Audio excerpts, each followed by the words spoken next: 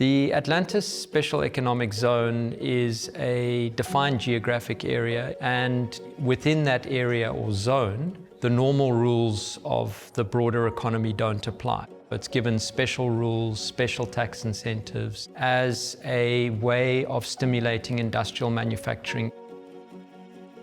Special economic zones in South Africa have all been located in areas that require some kind of development or upliftment. Atlantis is a great location and it's got a lot of potential as a special economic zone.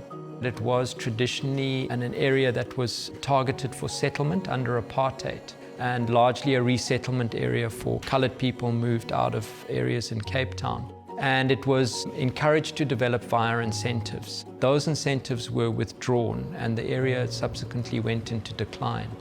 But over time it has grown, in a sense, better connected to Cape Town, and it has large tracts of vacant industrial land that's already serviced. So it's a great opportunity to say, how do we take existing infrastructure and turn it into something special? In more recent years, we've seen obviously a lot of interest in moving towards sustainable economies, things that will address the climate crisis and help us really produce and manufacture in a sustainable way. Atlantis specifically is a green technology or green tech economic zone, so it has got a particular focus in terms of the investors that it's targeting and also how it will operate and run as a zone itself.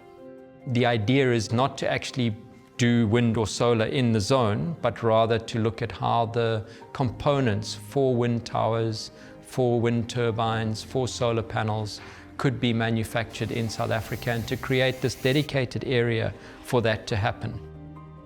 We have Zone 1, which we're doing at the moment, and we just have embarked on a tender process, and we're in the process of appointing a contractor who will put in the civil infrastructure and will begin building the first factory for our first investor, Dr. Dean Pillay.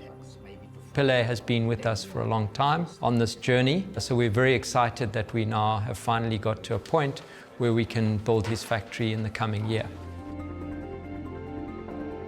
I wanted to go into manufacturing because that's where you can bring real innovation and real value add into the economy, but most of all job creation. We've exported our raw materials and then you have to import the finished products. I decided that I'm gonna put a business plan together and then use my savings, my funding, whatever I could get to realize this dream to build my own acetylene plant. Acetylene basically is manufactured by the chemical reaction between calcium carbide and water. It's used in a number of industries. The most common is for welding and cutting and fabrication industries. When it's combined with oxygen, it gives you a very, very high flame of 3000 degrees, so it can basically cut through anything. What excites me about the uses of acetylene is that as we move into the renewable energy, acetylenes can be used in the manufacturing of solar panel, the gas that goes around into it. The plant was finally commissioned in March 2022 with 500 bottles of acetylene. During that time, between that time and now, I've recruited 3 young people. If you look at the socio-economic situation in this Atlantis area, you can see it's very dire. In a small way, I hope to make a contribution because it might be 3 people that I've employed, but that 3 people have a family that's dependent on that.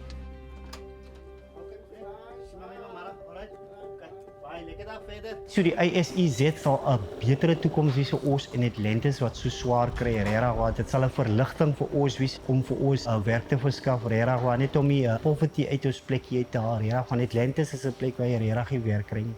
My aim in the future is to have an oxygen plant next to my acetylene plant because these 2 products feed from each other. I also saw that there is a huge opportunity for gas cylinders. So I want to own that whole value chain. The ASEZ, they saw the potential in me, in my company, and what the land that I was allocated in the SEZ to set up a formal facility that will definitely address my manufacturing potential. On my way home, I stopped next to the SEZ land and I park, I look over that land and I can see the possibilities that's yet to come. You can't have sustainable manufacturing without involving people and without benefiting people. So another key component of our programs as a special economic zone is to look at how we can really have the community as a key partner with us, a kind of social shareholder, if you like, that walks this journey with us and through which we build shared value.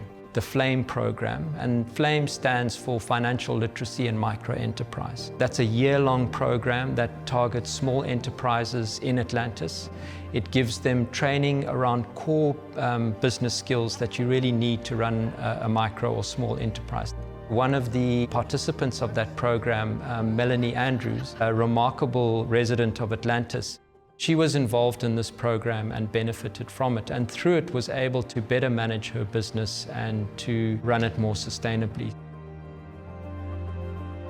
Cuddles in Care started on the 1st of August 2012. Today, I've had over 200 children through my hands already. We focus so much on caring for the children because that's where our heart lies, making sure the children get the proper teaching, that they develop as the stages of life requires for them. We tried so many times to apply for funding, but we could never because we weren't compliant, there was no financial records, nothing like that. FLAME was a financial literacy program that has really changed the lives of over 60 people. We learned how to do our administration, how to do our accounting, how to do costing, how to do taxes, how to become compliant. And the plus point about the FLAME is the mentoring and coaching. So every month on the 7th of the month, the coach will come out and he will look at your documentation. If you had a struggle, he will tell you how to do it. The biggest benefit that I've had in the last 6 months in the FLAME program was the fact that I saw a profit. 2 months ago, my stove broke and I could go buy a stove cash because I was taught through the FLAME program to save, and I've never done it before.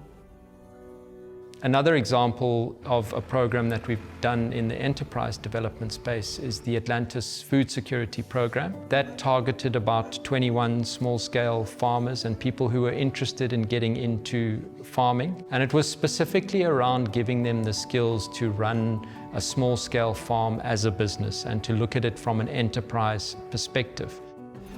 One of the successful participants in that program was Anastasia Smith, who's just recently won a contract with a company that's purchasing her fresh produce. I grew up on the Cape Flats, Balha. Before my mom passed away, she told me that her great-grandfather was a farmer, so I suppose it runs in the blood. Produce that we usually produce, while it's always seasonal, would be lettuce, coriander, rosemary, basil, spinach, spring onions, English rape, and mustard spinach in winter. The challenges we find, besides the load shedding, is the cost of labor, the cost of petrol, diesel. You go a step forward and then you go 2 steps backwards, and then it's like a little dance you do. But you know, you want to do this, but there's a bit of a struggle there for us emerging farmers. I was introduced to the ASEZ through the food security program. We started early in March with this program, and the networking and the business opportunities that I found myself in, I'm blown. I'm just totally stunned. The key takeaway was my soil requirements that I needed because I've got very sandy, loamy soil, and I was told to do a lot of composting to assist me with that. And I can see the difference already. I was approached by a company to do a chili contract for them for 3 years. This was the ultimate. Reason being, I just had to grow. The market was there, it was sold already. This great opportunity came at the time when I was busy with the ASEZ program, the food security program. So all the legality questions that I had, because I did not know about contracts, I could have asked them, and they were very super at assisting me and answering all my questions. This is just a dream come true. For us, it's not just about providing a training program or providing a site and walking away. It really is about going down a path, walking a journey with our investors, with our community or other shareholders around creating value and opportunities. So the Atlantis SEZ could be seen as the cornerstone of South Africa's strategy for growing the green economy. There's opportunities in South Africa, but there's also opportunities globally. And if South Africa is to take advantage of those opportunities and to be a player in that global green economy, then the Atlantis SEZ is really an important part of that equation.